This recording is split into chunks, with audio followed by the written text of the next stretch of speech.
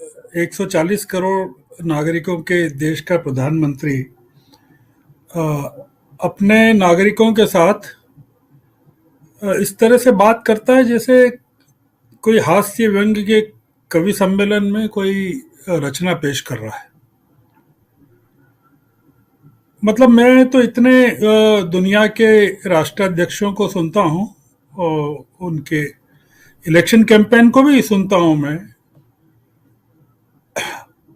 पर एक कुछ सीरियसनेस होती है उनके बोलने में, बात करने में, अपनी बात को समझाने में। ये दुख की बात है, ये कोई गर्व की बात नहीं है कि हमारे प्रधानमंत्री अपने लोगों को कवि सम्मेलन के श्रोता या किसी नाटक के दर्शक की तरह से ट्रीट करते हैं, उनके साथ बर्ताव करते हैं। वो मानते हैं। देखिए आप, उन्होंने जिस अंदाज में कहा, आप उनकी टोन को अगर रिपीट करें और इस टोन को मिलाएं जो उन्होंने पश्चिम बंगाल में चुनावी सभा में ममता बनर्जी के लिए कहा था, दीदी ओ दीदी। हम जो आप एक चुनाव क्षेत्र की जनता को जो संबोधित कर रहे हैं, मैं आपको एक छोटी सी बात कहता हूं कि जब आप किसी इको पॉइंट के सामने खड़े होकर आवाज लगाते हैं तो आपको लगता है कि जिस चट्टान को आप संबोधित कर रहे हैं केवल वही सुन रही है,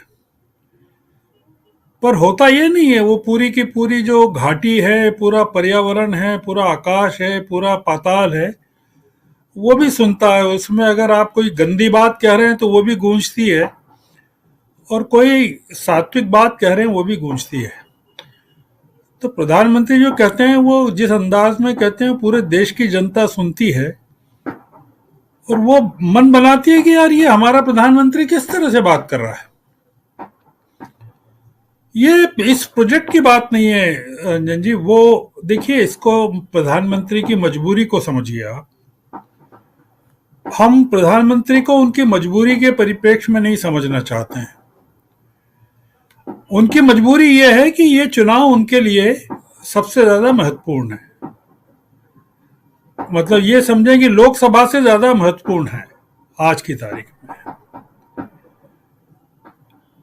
और ये चुनाव वो बंगाल में बुरी तरह हारने के बाद और हाल के 14 राज्यों में 29 सीटों पर काफी नुकसान सहने के बाद एक डिमोरलाइज पार्टी के नेता के रूप में लोगों से बात कर रहे हैं। और उनको कुछ पता नहीं क्या हो सकता है, तो वो उनके लिए मजबूरी है कि वो इस तरह से बात करें। अब वो वोट में या सीटों में कितना बदलेगी ये अभी कहना मुश्किल है, क्योंकि पश्चिम बंगाल में भी जो आत्मविश्वास था वो तो ये था कि हम 200 सीटें लाएंगे, और जिस तरह से वहाँ व्यवहार किया गया ममता बनर्जी के साथ, उनको पूरी तृणमूल के साथ, वहाँ की पूरे प्रशासन, पूरी सेंट्रल मशीनरी ने जो किया, और राज्यपाल के साथ जो कॉन्फ्रंटेशन हुआ वहाँ ममता बनर्जी का, नंदीग्राम में जो कुछ हुआ, वो सब हमारे सामने है। तो ये प्रधानमंत्री इस समय कोई रिस्क नहीं लेना चाहते हैं, और हम भी समझते हैं, देश भी समझता है कि इतनी बड़ी परियोजना कोई पूरी नहीं होती है। तब सैकड़ों परियोजनाएं ऐसी है। जो अटल टनल है वो कब शुरू हुई थी और प्रधानमंत्री ने उसका श्रेय लेने की कोशिश की। तो प्रधानमंत्री तो जो पिछले आज़ादी के 75 सालों में, 74 सालों में जो कुछ हुआ है अच्छा, उस सब का श्रेय लेना चाहते हैं, और जो खराब हुआ है उस सब के लिए कांग्रेस को जिम्मेदार मानना चाहते हैं। तो इसलिए प्रधानमंत्री के कहे पर बहुत ज्यादा गौर नहीं करना चाहिए। हमको इस बात पर जरूर गौर करना चाहिए कि ये जो आपका विषय है किसान आंदोलन का, क्या असर होगा कि नहीं होगा। ये चुनाव ये के ठीक पहले इन्होंने बातें मान ली, उसका क्या परिणाम निकलेगा? क्या लोग भारतीय जनता पार्टी को वोट देना शुरू कर देंगे? मैं ऐसा नहीं मानता कि ये जो किसान आंदोलन के कारण जो घटनाक्रम बना है उसका प्रधानमंत्री को या भारतीय जनता पार्टी को कोई लाभ मिलेगा।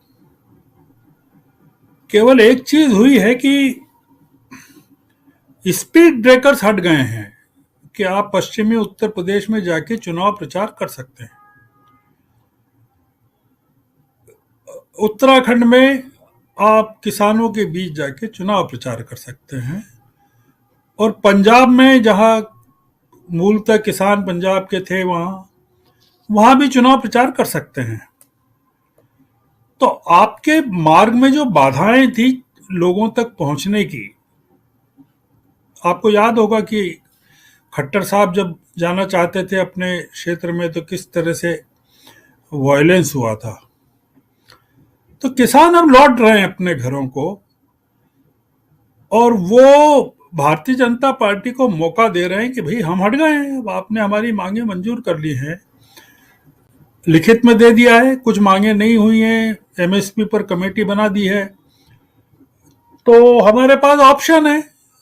अभी कोई ऐसा तो है नहीं, 2024 का चुनाव भी बाकी है अभी, तो किसान फिर आ जाएंगे।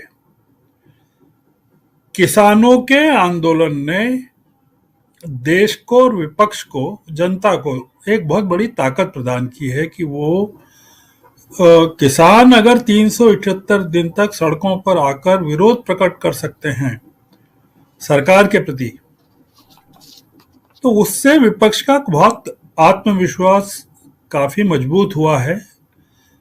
और एक जो सड़कों पर जनता की लड़ाई बंद हो गई थी, विरोध की जो आवाज खत्म हो गई थी, कुछ अब ये बड़ा प्रचार चल रहा है और मीडिया के लोग कर रहे हैं कि ये जो किसानों को क्या फायदा हुआ, फिर से वो कमीशन एजेंटों और दलालों के चंगुल में चले गए। वो एक अलग मुद्दा है, उस पर कभी बात करेंगे। पर किसानों ने अपने पूरे आंदोलन के दौरान अहिंसक रहे। 700 लोगों की मौतें हुई है, 700 लोगों की। और सरकार ने कहा कि उनको पता नहीं कितने लोगों की मौतें हुई, कौन है, तो राहुल गांधी ने लिस्ट पेश कर दी, लीजिए। तो बहुत सारी चीजें